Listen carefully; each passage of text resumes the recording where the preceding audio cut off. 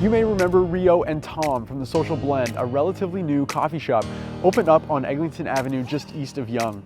On today's episode of YYE, we're going to let the guys tell us about some of their specialty items, some of their different items that keep their very quickly growing, loyal following back to the shop day after day. So Ryo, you're the man with the food background. That's kind of what you bring to the table as part of the partnership. Tell us a little bit about your specialty items and what some of the crowd favorites are. Alrighty, so as for specialty items, aside from your standard coffees, we got shakers, which is like an Italian soda, but we have fruit inside, and they come in, I guess, the variety of flavors. There's a lot we can choose from, and I kind of play around with what people like. I keep the ones that people like, and I order some other ones just to keep it fresh.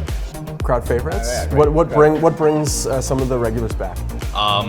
It would definitely just be the lattes and Americanos. And the drip coffee, I'd say.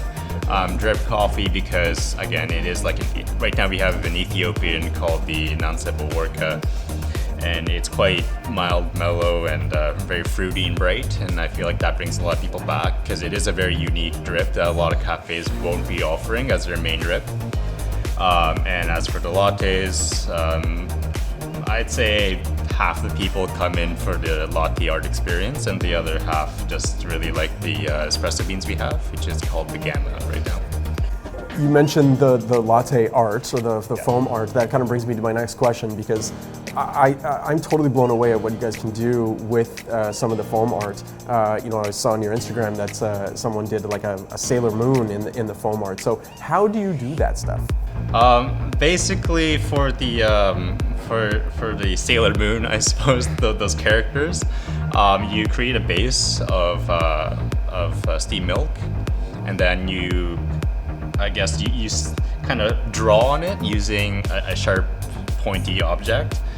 You can kind of stretch the foam a little bit with your, I don't know what you call it, your needle, I suppose, and then you can dip it into the espresso, and then you can kind of get that paintbrush, you're dipping paint on, and to draw characters on it.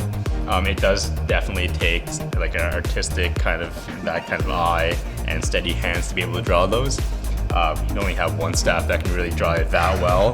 The rest of us, we try our best.